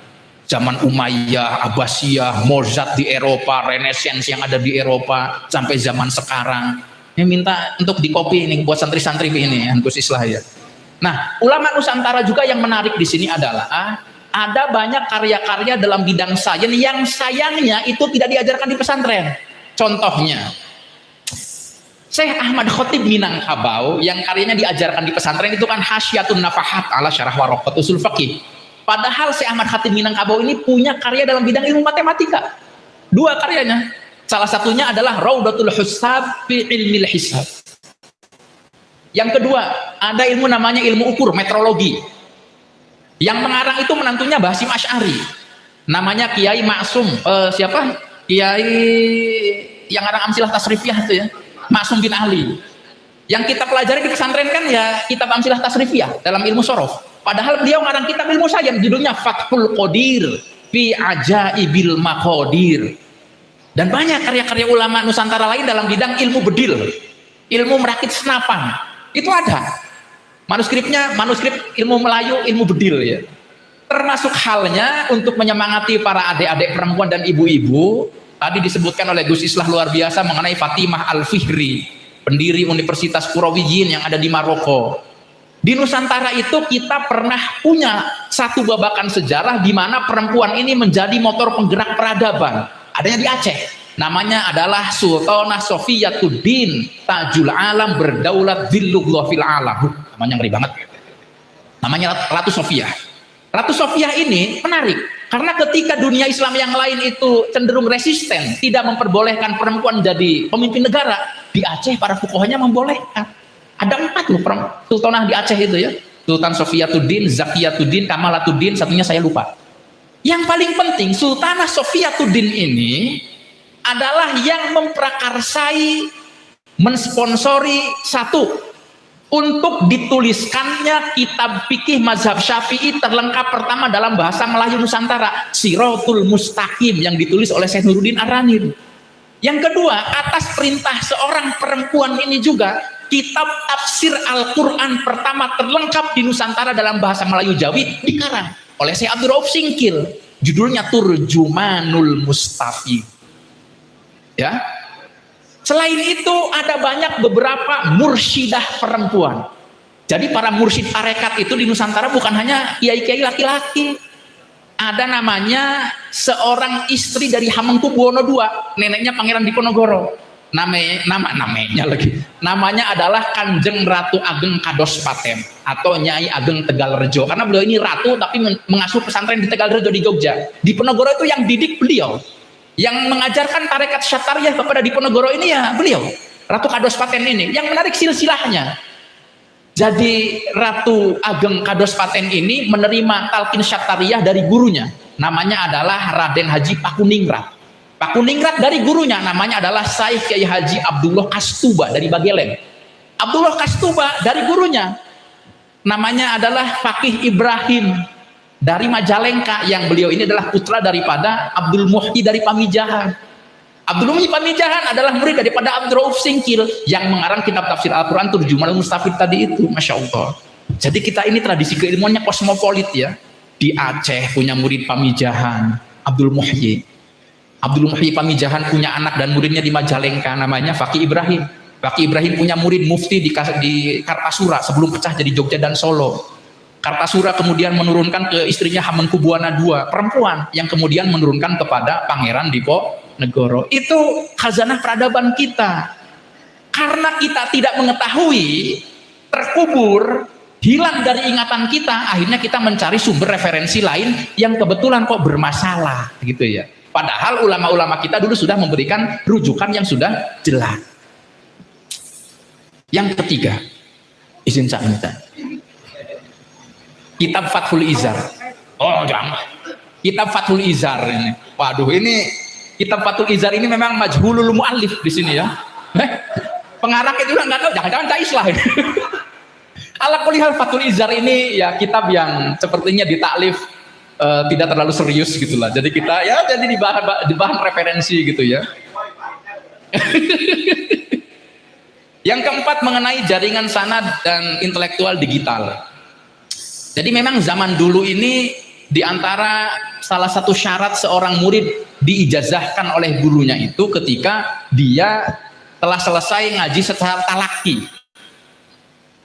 Si murid ini ngaji di hadapan gurunya, min awalihi ila akhirihi, gurunya itu menyimak, mendengarkan bacaan muridnya udah bener, sudah kira-kira mumpuni ini keilmuannya, baru diperbolehkan untuk mengajar. Ajaztuka. Ini kalau dalam bahasanya Gus Islah ini intellectual credential atau kredensi intelektual. Sama dengan di dunia kedokteran, Pak.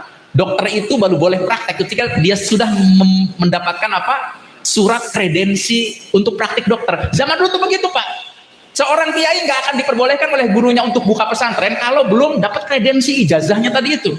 Ajaztukannya ini kan nggak main-main. Saya memperkenankan kamu wahai muridku, ilmunya sudah cukup, silahkan buka pesantren agar tidak malah praktek pesantren yang dibukanya. Kalau ada murid yang masih udah pengen jadi kiai, malah praktek. Yang repot zaman sekarang, belajar agak pernah, nggak tahu sama siapa, tiba-tiba buka praktek, akhirnya kan banyak yang ngawur. Nah ini pentingnya ajaztuka ini. Cuman kan dunia sudah berubah. Apakah mungkin pertanyaannya ijazah melalui digital ini gitu? Nah sebenarnya zaman dulu ada yang disebut dengan ijazah bil murosalah.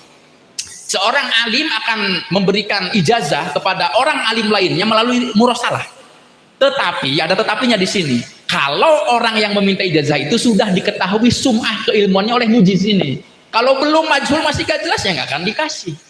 Nah ini problematika yang harus sepertinya kita rumuskan dan kita carikan solusinya bersama. Bagaimana di era digital ini tradisi ijazah dan isnad ini masih tetap lestari tanpa mengurangi bobot kualitasnya. Yang menjadi masalah itu Bapak Ibu sekarang ini kan banyak ya player-player tuh.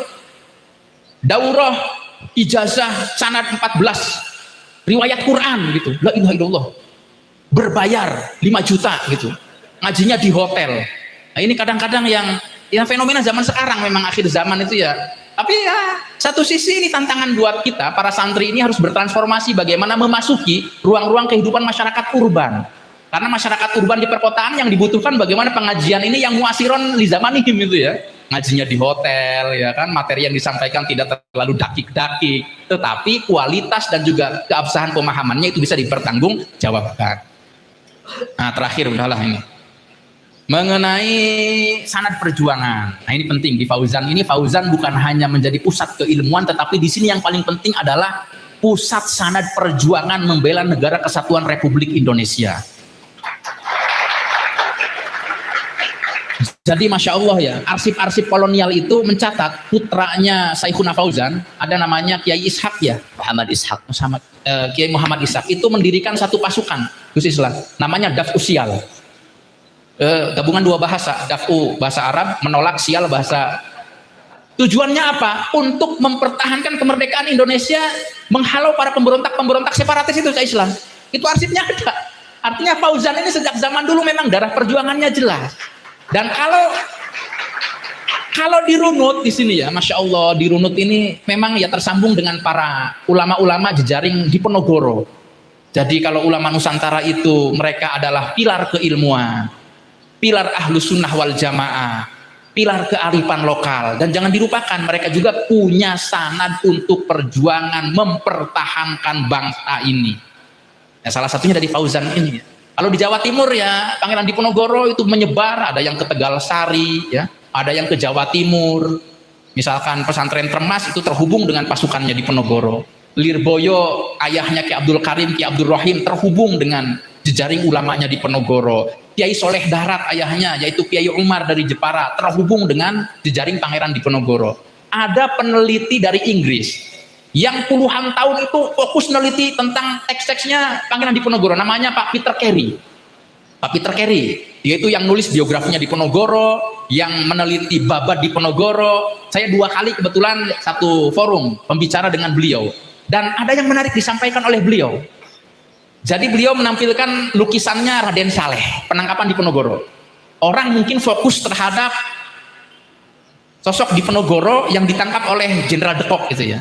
Tetapi orang nggak fokus terhadap satu kelompok pasukan orang memakai baju keulamaan, yaitu para laskar ulama dan santri di Ponorogo, yang kemudian menyebar setelah perang di Ponorogo ini ke banyak daerah yang ada di Jawa ini, kemudian berkonsolidasi membuat jaringan pesantren yang kata Peter Carey yang bilang 2 kali ini, 100 tahun kemudian setelah perang di Ponorogo ini, para cucu ulama di Ponorogo ini berkonsolidasi di Surabaya, mendirikan Jam'iyah Nahdlatul Ulama.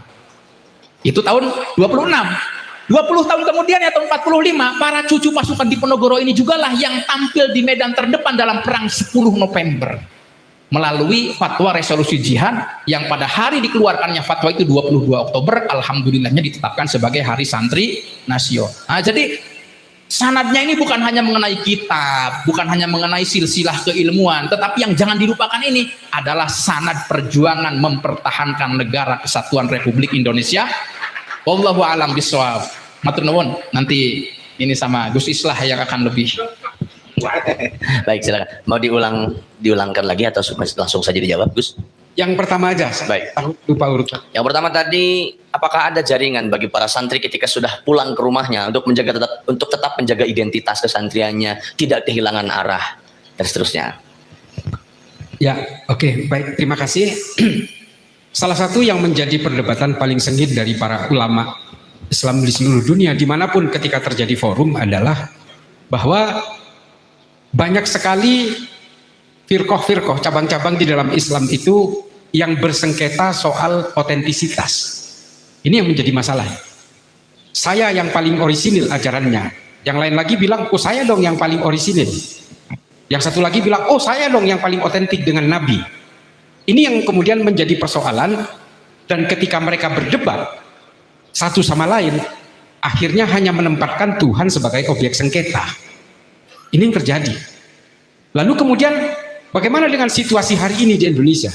Nah, persoalannya kalau santri terjebak dalam berbagai pertempuran otentisitas ini, ketika keluar dia menemukan ustadz-ustadz yang merasa paling otentik, tapi dia dasarnya memang tidak punya dari pesantren, dia terpengaruh. Banyak sekali orang NU yang kemudian mengharamkan NU karena sudah merasa menemukan ajaran baru yang menurut dia lebih orisinil. Ini menjadi persoalan. Itu teroris itu Pak, merasa paling benar sendiri. Sehingga Pak, orang yang berbeda dengan dia dianggap paling salah. Kata Ibnu Rushd, penyakit manusia itu merasa paling. Ketika dia merasa paling benar, maka orang yang berbeda itu paling salah. Dan itu yang dilakukan oleh kelompok-kelompok Wahabi, Salafi dan seterusnya itu. Mengapa kemudian mereka terjebak dalam hakimiyah dan takfiriyah itu? Santri di pesantren nggak diajari itu masalahnya. Jadi prinsip dalam memegang teguh ajaran agama dan takzim terhadap para ulama itu penting supaya apa? Supaya ketika keluar dari pesantren, santri-santri ini tidak terjebak ke dalam pertempuran furu'iyah tadi. Nah ini memang menjadi fenomena bukan hanya di Islam. Di Kristen juga mengalami hal yang sama. Hindu juga yang sama. Hindu Bali dan Hindu India itu beda Pak. Dan dua-duanya mengaku paling otentik. Sama aja. Dan ini kemudian yang tidak boleh lagi menjadi persoalan. Jadi santri-santri yang belajar di pesantren, jangan kaget ketika di luar kalian itu diharam-haramkan, dibid'ah-bid'ahkan dan dikafir-kafiran. Karena itu memang pola yang sama yang sudah terjadi ketika zaman di era Rasulullah. Maslamah bin Habib itu kenapa akhirnya diperangi? Karena dia melakukan penghakiman itu kepada Rasulullah, kepada orang-orang di Madinah. Dari Yamamah dia melakukan serangan itu, sehingga kemudian konfigurasi politik pada masanya Yamamah itu dianggap sebagai negara dalam negara, sehingga akhirnya terjadi perang. Tidak tuntas di zaman Rasulullah, akhirnya tuntasnya di zaman Sayyidina Abu Bakar. Jadi hal-hal yang seperti ini janganlah kemudian kita terbius dan terhipnotis oleh jargon-jargon Wahabi yang merasa paling itu. Orang-orang Salafi yang merasa paling itu, padahal sanad itu penting. Tapi tadi yang dibaca sanadnya oleh Pak Dr. Ustadz Ginanjar ini, kayaknya nggak ada yang last name-nya itu Balawi gitu, nggak ada. Maaf, saya nggak mau ke sana dulu lah. Nanti ada sesinya sendiri. Jangan begitu dong Kiai. Lalu kemudian saya lanjutkan, saya rangkum jadi satu pertanyaan. Tadi ada juga pertanyaan itu saya ingat sekali soal bagaimana sih periode dari peradaban manusia. Bapak Ibu sekalian, peradaban manusia itu sejarahnya kita tidak bicara hari ini, ada 3 periode besar. Satu era Yunani, yang kedua era Romawi, yang ketiga era Baghdad di Iran. Ini pada zaman Bani Abbasiyah. Ini adalah pusat peradaban dunia pada masanya. Yunani sudah percaya dengan ajaran percaya kepada dewa-dewa, dewa Zeus, dewa Plato dan seterusnya. Lalu kemudian di Romawi juga demikian. Pusat dunia, pusat peradaban manusia itu ada di Romawi. Sehingga sistem politik itu tercipta di sini semua. Khilafah yang menganggap bahwa sistem khilafah ini buatan Allah dan warisan Nabi Muhammad, itu sebenarnya warisan orang Romawi. Khulafaur Rasyidin yang menggunakan sistem syuro ini sudah dipakai 1400 tahun sebelum orang Romawi. Jadi orang Romawi udah pakai, namanya Respublika Romana. Sudah pakai, entah kebetulan sama atau mungkin karena memang sengaja orang Arab mencangkok sistemnya orang Romawi. Tapi yang jelas Allah tidak pernah mewariskan sistem politik. Allah itu mewariskan sistem sosial yang diwujudkan dalam ajaran-ajaran agama. Kemudian yang dilakukan oleh Bani Umayyah, ini namanya Al-Mamlakah, kerajaan dia, turun-temurun dari bapak ke anak, dari Muawiyah bin Abu Sufyan kepada Yazid bin Muawiyah dan seterusnya. Ini juga dicangkok dari sistem yang dilakukan oleh bangsa Romawi, namanya monarki absoluto, monarki absolut, kekuasaan ada di tangan raja semua. Raja mau menentukan besok pengganti saya adalah anak saya, cucu saya, suka-suka dia. Itu dilakukan oleh Bani Umayyah. Lalu kemudian Bani Abbasiyah menguasai tanah Arab dan dunia politik Islam menggunakan sistem namanya Ahlul Halli wal Aqdi. Apakah ini orisinil buatan orang Islam? Tidak. Ini produknya orang Romawi yang dikenal sebagai Concilium Plebis. Sudah dipakai 400 tahun sebelum Rasulullah. Ketika Romawi menguasai kekaisaran Bizantium. Orang Arab mencontoh itu, Concilium Plebis. Nah, di Baghdad kemudian menjadi epicentrum berikutnya setelah Romawi runtuh dalam kekuasaan terakhirnya di Bizantium. Artinya apa? Peradaban manusia ini dibagi 3. Kejayaan Islam itu terjadi di Baghdad ini. Punya rumah ilmu pengetahuan namanya Baitul Hikmah. Di sini pemikiran-pemikiran itu dilahirkan. Runtuhnya nanti oleh politik karena diserbu oleh bangsa Mongol. Yang menjadi dasar dari 3 periode ini adalah zaman Yunani tidak melahirkan ateis. Zaman Romawi tidak melahirkan ateis. Di zaman Islamlah lahir ajaran ateis pertama yang tidak percaya kepada Allah. Dimotori oleh Abu Bakar Razi, Ibnu Muqaffa, dan Abul A'la Al-Ma'ri. Kitabnya namanya Risalatul Ghufran. Ini adalah kitab pertama yang menolak konsep ketuhanan di dalam dunia Islam. Apakah pemikiran mereka ini laku? Nggak laku, Pak. Kenapa nggak laku pemikiran ateis seperti ini? Karena dunia Islam pada masa itu betul-betul menguasai ilmu pengetahuan. Ketika ilmu pengetahuan sedang mengalami masa jaya-jayanya, pemikiran ateis ini menjadi receh. Tidak laku, Pak. Justru lakunya apa? Lakunya di Eropa, Pak. Teori-teorinya Charles Darwin muncul dari pemikirannya Ibnu Muqaffa dan Abul A'la Al-Ma'ri. Kenapa? Karena mereka masih bodoh pada masanya. Jadi kalau kemudian Islam ini kembali kepada ilmu pengetahuan, maka kita juga sama artinya dengan menjaga keimanan. Kalau kita tidak bisa lekat dengan ilmu pengetahuan, maka kita akan kesulitan menjaga keimanan Islam. Maka sering saya katakan, Rasulullah itu mewariskan Islam itu hanya dalam 2 unsur. Satu, akhlak yang baik, akhlakul karimah. Yang kedua adalah rahmat bagi seluruh alam semesta, rahmatan lil alamin. Hanya 2 itu. Rasulullah mewariskan politik? Enggak, Pak. Ketika Rasulullah menjelang wafat, para sahabat memaksa kepada Rasulullah, ya Rasulullah tunjuk penggantimu. Rasulullah nggak mau, karena Rasulullah tidak mau mewariskan kekuasaan. Kalau Rasulullah itu seperti Jokowi, mungkin sudah nunjuk anaknya jadi wapres. Rasulullah tidak mau mewariskan kekuasaan. Yang ingin diwariskan adalah DNA-nya Islam dalam akhlak dan rahmat itu. Nah ini penting, Pak. Lalu kemudian konflik-konflik terjadi dalam politik. Nah itulah makanya orang Barat itu tahu tentang ini. Penyakitnya orang Islam itu ya politik. Bagaimana Sayyidina Husain, bagaimana Sayyidina Hasan diracun oleh Muawiyah bin Abu Sufyan. Bagaimana Sayyidina Husain dipenggal kepalanya di Karbala oleh Yazid bin Muawiyah. Betapa brutalnya perang-perang sesama umat Islam karena persoalan politik. Perang Jamal, perang Siffin, perang Nahrawan, perang Hurrah, perang Zab. Belum lagi perang-perang antara Turki dan berbagai dinasti di Maroko dan seterusnya. Belum lagi perang antar kesultanan yang terjadi di Andalusia, mulai dari semenanjung Iberia sampai ke Toulouse di Prancis sana. Sesama orang Islam, Pak. Ada 30.000 ulama yang dibantai oleh pemimpinnya sendiri, sesama orang Islam di Cordoba. Ulama-ulama keilmuan dari Toledo dibantai, Pak, disalib, dibakar di pinggir sungai karena dia dianggap pemberontak. Imam Syafi'i pernah dipenjara oleh khalifah di Baghdad karena dianggap pemberontak, bersekutu dengan orang-orang Syi'i. Politik itu kemudian memang melahirkan dendam yang luar biasa. Sunni dan Syiah hari ini yang mengaku entitas Sunni, mengaku Syiah, itu produk politik, Pak. Saling mengkafirkan dan bermusuhan yang nggak pernah selesai sampai hari ini. Betul nggak, Kiai? Kiai Dokter, betul kan?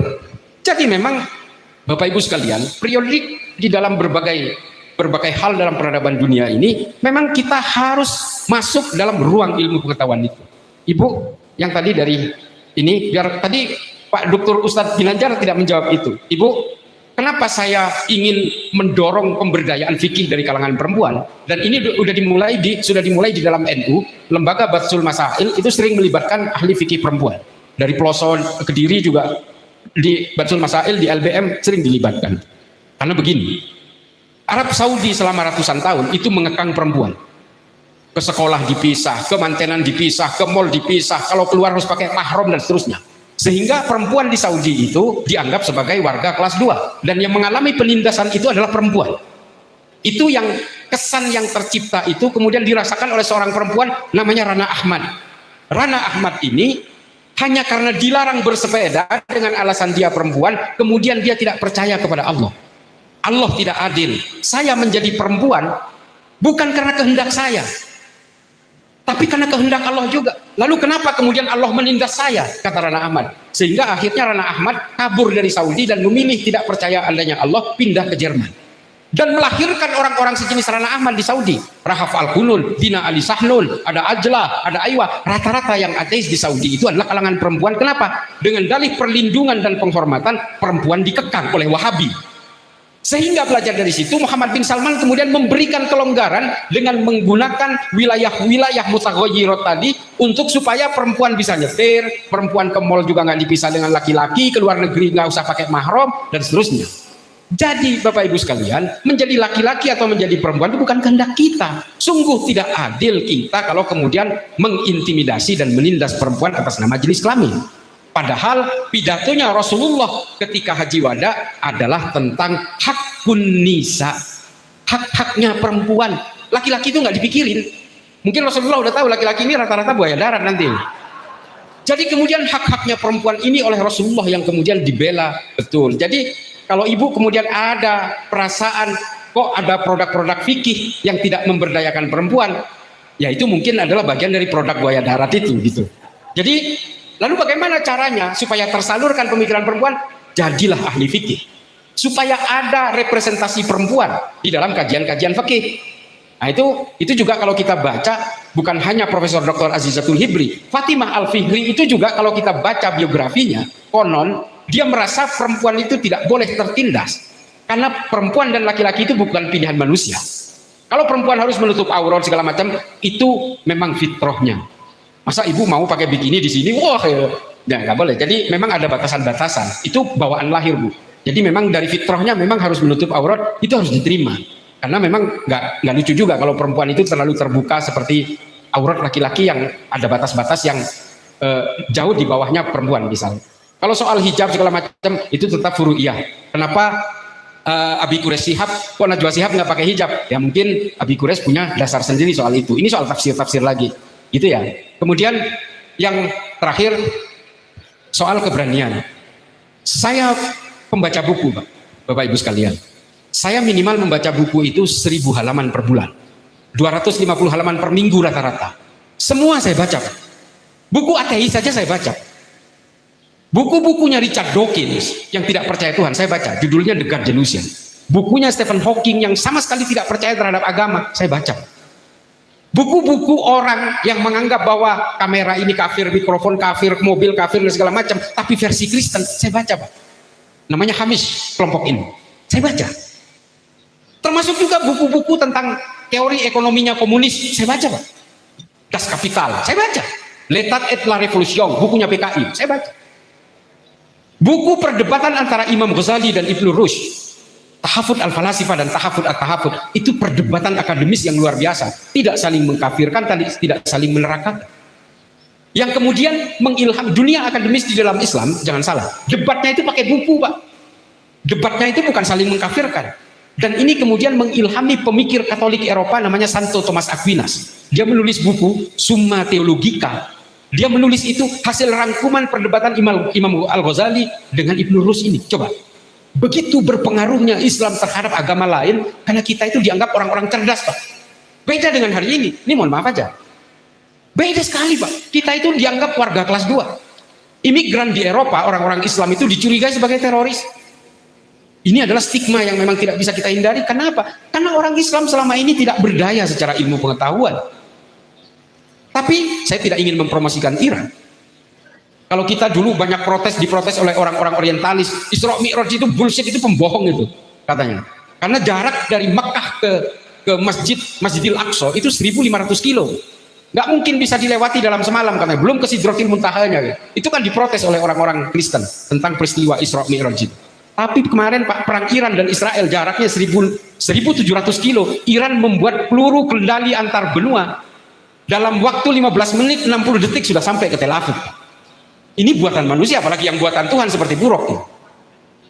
Jadi ini adalah bagaimana kita bisa membawa Islam ini dengan ilmu pengetahuan tanpa harus kehilangan akidah dan keimanan. Ini penting. Saya selalu di pesantren dimanapun saya selalu mendorong ini. Saya juga sedang menulis buku untuk membantah pemikirannya Dawkins dan pemikirannya Hawking tadi dengan perspektif Al-Quran dari berbagai kitab-kitab klasik itu. Tapi memang ini perjalanan panjang karena kita literaturnya memang terbatas. Supaya kita tidak terjebak lagi dalam hakimiyah, takfiriyah dan melahirkan orang-orang seperti Oman Abdurrahman dan seterusnya. Kita harus melahirkan para pemikir yang bisa pada masa di mana tidak ada listrik, Pak, dia sudah menemukan kamera obscura. Kamera obscura itu adalah cikal bakal terciptanya kamera ini. Dari sini, Pak. Bukan orang Jerman, Pak, yang menciptakan ini. Namanya Ibnu Haytham. Ini kan luar biasa, Pak. Jadi saya ingin orang Islam ini betul-betul disegani karena keilmuannya, bukan ditakuti karena militansinya.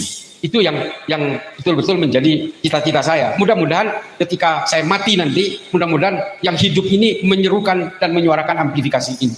Supaya kita tidak menjadi masyarakat yang terbelakang dan dilindas oleh peradaban manusia. Soal keberanian itu.